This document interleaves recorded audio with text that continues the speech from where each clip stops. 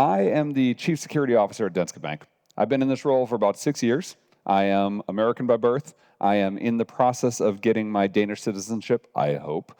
I have a Danish wife. I have 2 Danish children who like to make fun of my Danish skills. I am a geek at heart. I began my career in security when I was 16 years old, and good God, that was sometime in the mid-90s. No, I would have been 14, I think, so early 90s. That was the first time I broke into what we called an electronic bulletin board system at the time. Maybe not the best way to start a career on the good side of the fence, but we all make mistakes. I have spent the entirety of my career doing cybersecurity. These days, I focus on a bit more than that. I see some of my other teams sitting in the crowd here, but the closest passion to my heart is always cybersecurity. It's where I come from. It's what I really love. I have been in Denmark for, well, I think I said 6 years now, but I've been in Europe for about 20 years. So for me as an American, getting to experience the challenges of living in a different country, having to speak a different language, so help me God, try buying trash bags in Switzerland if you don't speak the language. It's miserable. Can't do it. You have to talk to somebody before they'll give you trash bags. And it is just such a challenge. It actually makes day-to-day life a little bit more fun. So I love being out here. I love getting to travel. And I love actually coming to Lithuania. It is something that I haven't gotten to do as much lately now that I have 2 small kids. But every time I've been out here, I've just been impressed by kind of the energy, the excitement that I feel in this office.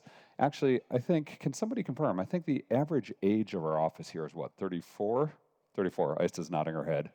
So that brings a very different kind of environment than, say, in our headquarters, where you have kind of the more traditional bankers and that kind of stuff, and it's just a different demographic, so it's fun coming out here. Now, before I get started on the kind of content of the presentation here, could I get a show of hands, because I really, really hate just doing kind of boring me talking to you. I'm going to make this interactive. Can I get a show of hands? How many people do not currently work at Danske Bank? Cool. I was hoping to be most of you. How many of those are thinking maybe at some point you might want to work in Danske Bank? I'll take some. I'll take some. Maybe in cybersecurity, keep that in mind. We're hiring. I think we currently have 10 roles open here. I have about 100 people here in Vilnius that work for me. It's a great team. Truly great. Could I get maybe my team, those of you who are from my team, raise your hands. So if you want to talk to any of these people about the culture and the atmosphere here, please feel free to do so. Good. Now, I have a little fun with my presentation here. What I'm going to talk to you first is just a little bit about how I see the threat landscape. What are we worried about? Who's trying to do us harm? What are they doing? And then I'm going to go ahead and I'm going to talk a little bit about, at a high level, how do we protect the bank? Maybe then there's a little time I'll talk about what I see coming down the pipeline. What does the future look like in terms of the scary bits? So let's go back to the interactive stage. Can anybody tell me when packet switching technology was invented? Basically the foundation of the internet. Does anybody know? Year? I heard a 69. Anyone?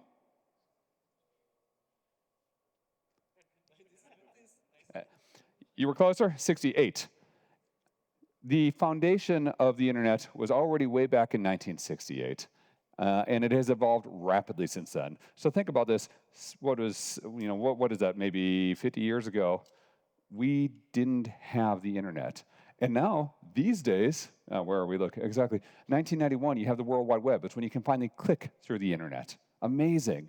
You get up to 2005, after the dot-com bubble, let's forget about that, but 2005, and you already have billions of people on the internet. These days, I can't imagine anywhere I'm sure there are parts of the world, but I can't imagine anywhere in Europe where you're not connected all the time.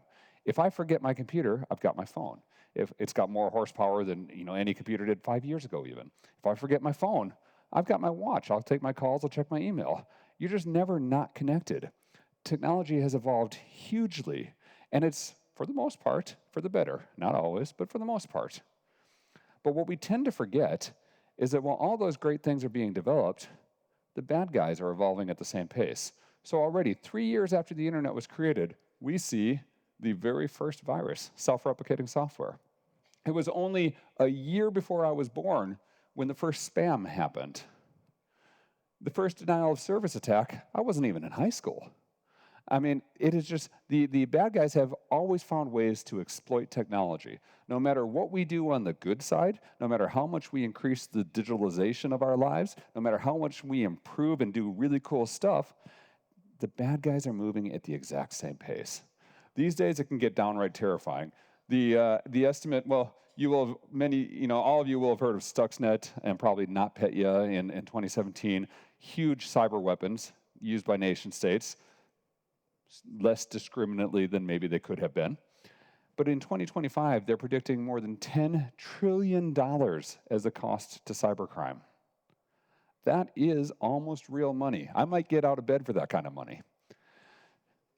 That means that there is a market. That means there is something that we have to do. It means we have job security, because it ain't going away anytime soon. It's unfortunate, but the bad guys see a weakness and they are going to keep on attacking us. Now, who do I mean by the bad guys? Well, here is how I have delineated our threat landscape.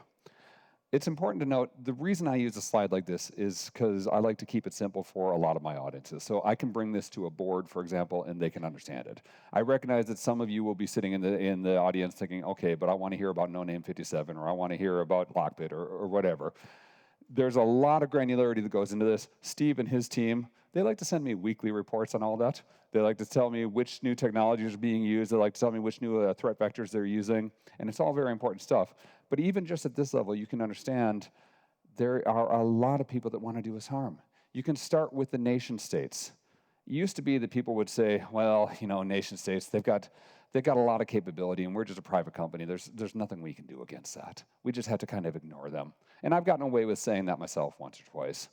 But the truth is, these days, you can't afford to ignore them, because the attacks that they are doing, the way that they are selecting their victims, the tools that they are using are exactly the same as the criminals. The criminals have gotten the tools from the nation states.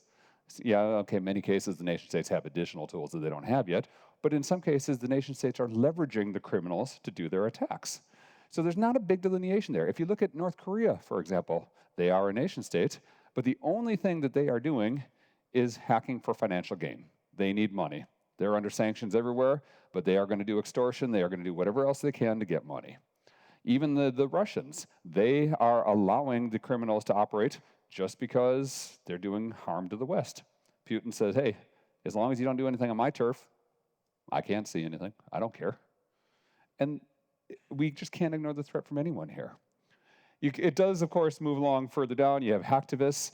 We've seen a lot of hacktivist attacks in the Nordics lately. So obviously, Danske Bank is based in Denmark. We operate in all the Nordic countries. We have our nearshore presence here in Vilnius. But we focus a lot on the customers, and the customers are based in the Nordics.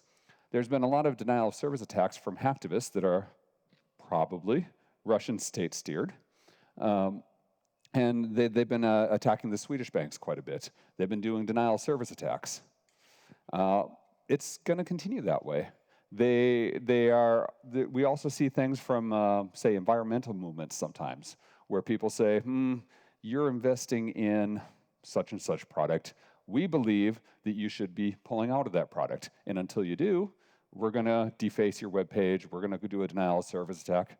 We see things like that from time to time. Moving on down the line here, insider threats are the really insidious ones.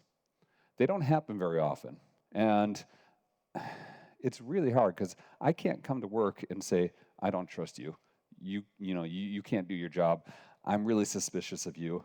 But at the same time, if I don't, then somebody, that 1 in 1,000, that 1 in 10,000, that 1 in 100,000, is going to do something bad. And you see this all the time. At Tesla, you saw that there was an insider who stole a bunch of confidential information.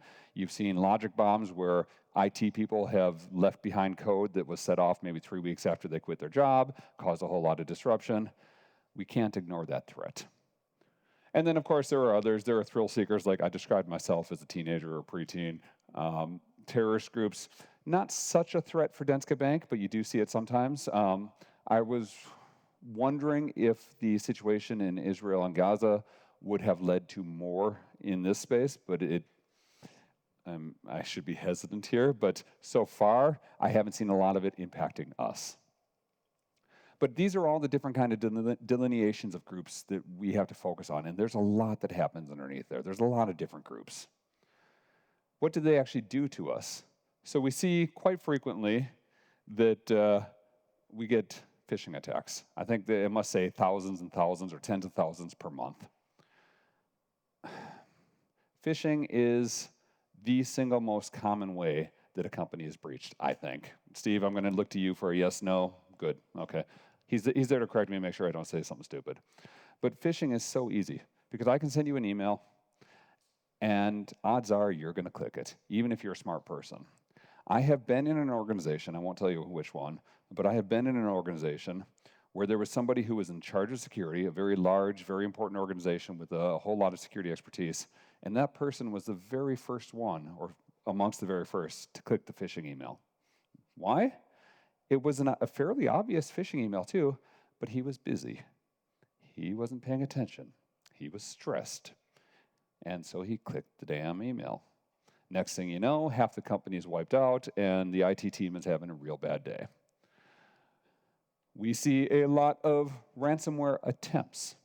Gonna knock on wood here and say, so far, we haven't had a real big problem with that landing, but we see a lot of different attacks from groups that we link to ransomware, and we know that that threat is real. If I had to point out one thing that scared me more than any other threat that is out there, it is ransomware. Because any company is susceptible to it, any company can be brought down by it, and any company is a target. It's very, very hard to prevent. Denial of service, I've talked a little bit about. We see that all the time too. Frankly, I don't care. Denial of service is something that it's akin to vandalism. Yeah, you can probably get me in the newspaper for us being offline for a while. And yeah, there's going to be a little bit of reputational blowback. Nordea has seen that recently in the news. But the reality is, a DDoS isn't going to cause long-term damage. So go ahead, do it. Sometime you'll get us. Our defenses are pretty robust, but at some point somebody will take us offline temporarily, and we'll remediate eventually, and I'll live with it. What really scares me is the ransomware attacks. Now, oops, that was one slide too far ahead. There was a famous quote in America from, I believe it was Willie Sutton, but he was asked, he was a bank robber, and he was asked, why do you rob banks? And his answer was very obvious, because that's where the money is. That means in a modern day and age, what do we need that is the equivalent of a bank vault to keep the bank robbers out? We need the equivalent of the armed guards. We need all that kind of stuff, the armored glass, etc. What do we actually do? Now, it is hard to present what we do in a simple way, because what we do is incredibly complex. We do everything from highly technical engineering solutions that we make available for our IT teams to consume, to user education, to the equivalent of policing, to investigations, to buying insurance policies so that if something does go wrong, we can recover from it. If anybody is new to the industry or relatively new to the industry, and you only understand one thing, understand that most people who are outside of security will look at this and they will say, your job is to prevent cyber attacks. That is not the case. That's part of our job, but that's going to fail sometimes. We cannot block everything. We cannot stop everything. So we need to make sure that we can detect things as early as we possibly can, and we need to make sure that we're ready to respond, which, by the way, that's Steve's job. So if anything goes wrong, you can blame him. Fundamentally, this is the long part. So when all this happens, you spend a lot of time identifying risk and understanding it. You spend a lot of time building up controls like a good identity and access management system and all that kind of stuff to prevent bad things from happening. You spend a little bit of time actually detecting things. I mean, the team works 24/7, so a little bit is relative. Something goes wrong here, a couple days, couple weeks of identifying it, trying to contain it, etc. And then sometimes you spend months trying to recover from it here. Some of the big ransomware incidents, Change Healthcare in the United States in February, they figure it's going to cost them $2.5 billion to recover from that. And that's a lot of time to bring your IT systems back online, to recover all the data, to talk to all the clients. I can tell you, this is also one of the worst parts between respond and recover. It's the worst part of the job. I've been involved in an incident response for a bank before where the bank had to call up every one of their ultra-high net worth clients. So you're talking people who have millions and millions of euros worth of assets, probably 5 million as a minimum. And then you're telling them, look, we had an attack.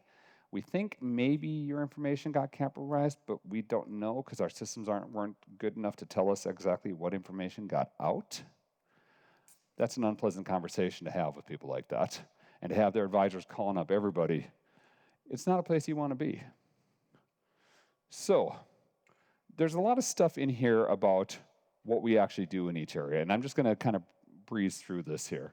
But the first thing to do in protecting yourself, protecting your organization, is, of course, to understand what your risk posture is.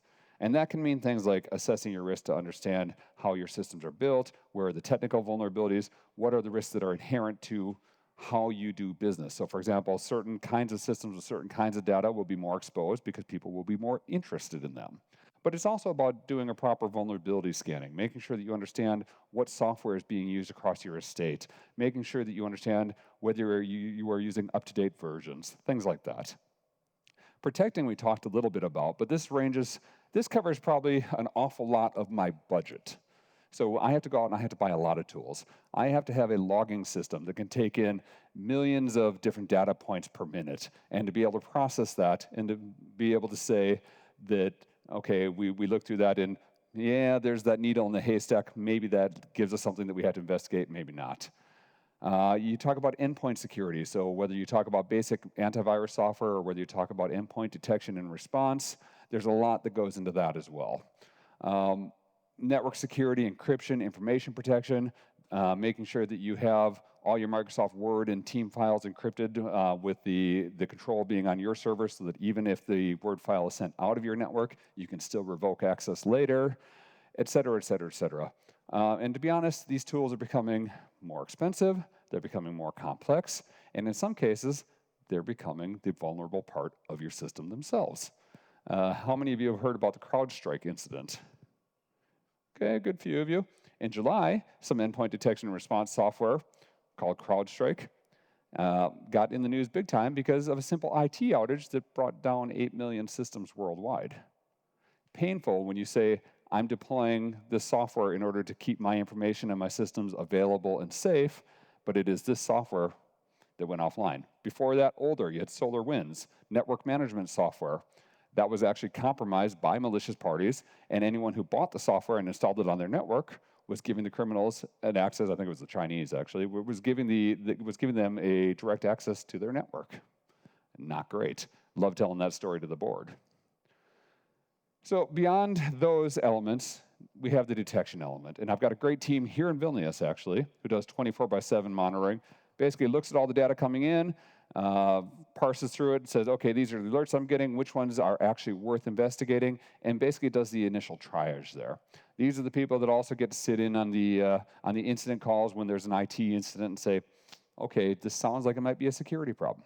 And then they flag it over to the response team, the CERT, who then says, okay, we'll do the deeper investigation. We will make sure that if there is an incident, we contain it. We take a system offline. We in a worst case, we start shutting down parts of our network. And I can tell you, this can get pretty big pretty quick. There are 6 people in Danske Bank who are essentially authorized to, can I say it this way? There's a camera on. I'm going to word it differently. If I take a decision to shut down the network, I am effectively taking the decision to shut down parts of the Danish economy, parts of the Swedish economy, parts of the Finnish economy. So if I say there's a cyber attack going on and we need to isolate our network, all of a sudden people across those countries can no longer make payments. They can no longer buy bread. They can no longer pay their energy bill. How long am I going to be offline? That's a responsibility I don't want, but I've got it. So this gets really dicey really fast. And then there's the recover. I've spoken a little bit about that already, but these days, a lot of people, I think everybody understands you got to have backups, right? Would anybody here think it's a good idea not to have a backup? Okay, no engagement, but that's a good thing in this case. But at the same time, there have been attacks, the Change Healthcare that I mentioned earlier, where the backups themselves were compromised because the backups were online. You have to be online to make your backup, and it's a lot of work to disconnect your backups from the network. And if you do, then your data is stale because you have to disconnect it and then move it away, and then it takes time. So we actually, at Danske Bank, we have production data, we have backups, and then we have offline backups. Because one copy of our backups is not enough. We can't take that risk. And then you start thinking about just how expensive and how much data that is and how many systems it takes to do all that. Imagine trying to recover that now. And then at what point in time, how old is your data? How stale is it? When do you bring it back? It's a little bit scary sometimes. But it's only going to get worse. So the one thing I really do love about my job is job security, because it's all going to hell in a handbasket, and the world is not getting better. There are elements of it. I don't want to leave you too depressed, but in terms of cybersecurity, I've already said the attackers are coming up with innovative new ways. They're constantly doing new things. And just like we're using AI, they're using AI. So we've got a team of about 70 people that we're standing up to focus on how we use AI in the bank, specifically largely focusing on generative AI. And I know that my own teams are looking at how they can use Gen AI in various ways to support the security efforts. But of course, the attackers are doing it too. The easiest way is that they're using it for their phishing messages. You know, I get a phishing message in Danish, and my Danish is pretty poor, but I can recognize it right away because their Danish is worse. But now you've got Gen AI, and you can fix the phishing message with the click of a button, and it looks professional. A lot more people are going to fall for it. But it gets more neat than that. They're using it to train their teams. So just as we have teams to defend, they have teams to attack. Just as we have junior staff who haven't got a lot of experience yet, and we have to train them up so that they have the experience, so do they. And what do? They give them an automated tool to scan the environment. They give them a version of ChatGPT or whatever, and they say, okay, output from tool, feed it into the large language model, and say, how do I use this to exploit the system? Write me some Perl code or some Python code to exploit this vulnerability for me. Explain it to me so that I can understand it and I can do my own cracking. Yeah, great. And more, we're going to see large language models that can automate the entire attack chain. There's been attempts at that. I played with one about a year ago already, but they're getting better and better. And for low-level attacks, you're going to see this more and more, where the automation is significantly powered by the generative AI tools. You're going to see more deep fakes. You're going to see more of these. There was an incident in Hong Kong a while back where basically somebody was in a meeting with their CFO, CEO, I can't remember which other executives of the company. They were in a Teams meeting. And every one of those people, except for the person who was being defrauded, was a deep fake. She was in a meeting with a bunch of robots. Ouch. We're going to see more and more of that, particularly as the cost to do these attacks comes down, as the LLMs become more energy efficient, as the attackers gain access to more and more computing power. Now, I see a future where we have the Gen AI fighting the Gen AI, to some extent. There is always going to be a role for people, and that's actually very much an underlying philosophy of how we use Gen AI in the bank. We very much believe there's got to be a human in the loop. We are the value add. But our capabilities are going to be seriously augmented, and hopefully, I don't know whether Scorpion or Sub-Zero is the good guy. I honestly don't remember. But whichever one the good guy is hopefully us, and hopefully we're going to be better at using the AI tools and the others, because we need to be. If we're not, we won't be around. But the good news is, if you want to work in security at Danske Bank, or any other bank, you are absolutely core to the mission of the bank. Customers can't grow their money, they can't invest it, they can't do anything with it if they don't have it. So first job, keep the customer's money safe. That's what we do. And should you want to come work with us, that's what you'll do too.